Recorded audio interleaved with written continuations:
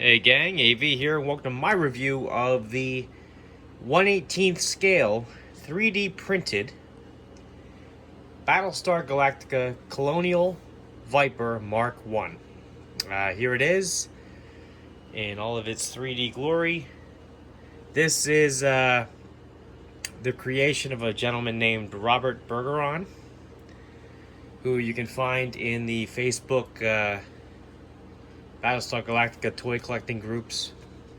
He's pretty popular in them, and he figured out the measurements for, well, all the mathematical details for actually printing this thing out. It is a 1/18th scale replica of the original toy from the 70s, but as you can tell with mine, I custom painted it to look more screen accurate. When you receive it from Rob, it looks just like the toy. However, it has all the proper stickers on the wings and the front of the nose and everything. It has the number 10, just like the original toy had. It has all the arrows on the engines and all that stuff. It actually has its own label sheet, which was really cool. But in order for it to fit in with my collection, most notably like my Falcon and the like Saga X-Wing I have, I wanted it to look more like it did on the screen. So I custom painted mine, and I also made a couple other modifications. But so the paint job, it does not come like this. You'd have to do this yourself. But I will say that when you do get it, it does have an opening canopy, which does fit a 3 3/4 inch figure. You can squeeze a 4-inch figure in there, but it is a tight fit. It's definitely scaled for, you know, 1 1/8, 3 3/4 inch. It's definitely scaled for that. The 4-inch figures, their head is very visible up here. But as you can see, he fits in there nice and snug. Really cool. The original toy also from Rob comes with this missile, which you can load into the front just like you could in the original toy. And it is spring loaded. And it launches a good distance too. I can't demonstrate it because I'm doing this one-handed.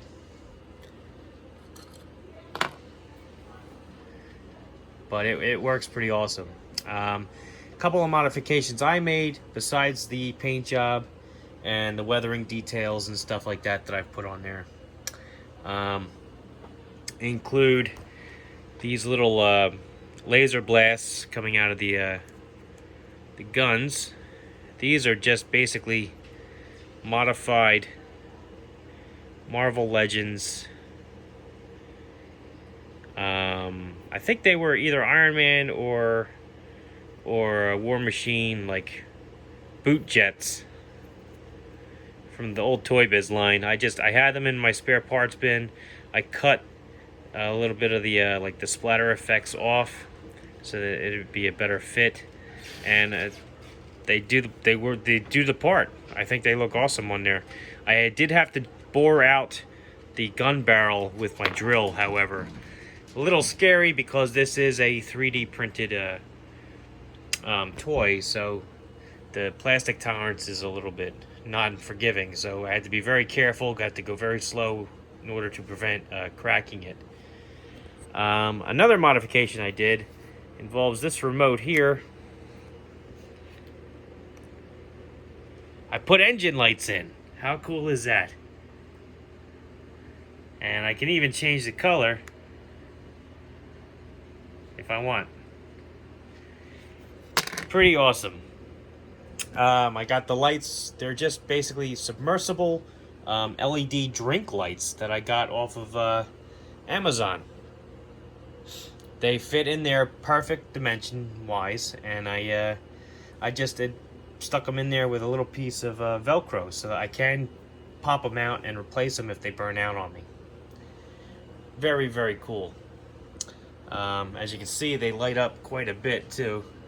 I mean, I got all the lights on down here in the basement, and you can clearly see the glow coming off of them.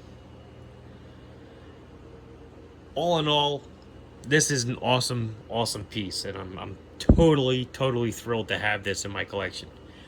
And now that I have the paint job on there, it's breathtaking. I've wanted this thing for decades, and now I finally got it because of one man took the time and utilized his 3D printer to make it happen. And then he not only did that, but he also made it available to everyone else, which is absolutely awesome. This cost me $150 unpainted, and it was worth every penny. It took me several days to actually get it painted up properly. Took several days. I had to paint it, prime it. I had to clean it, prime it,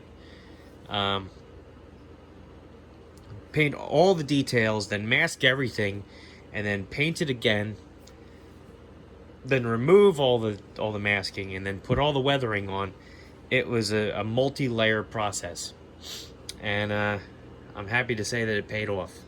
So anyway, I just wanted to take a couple minutes to show this off because I am insanely proud of it. And if you have any questions, feel free to ask.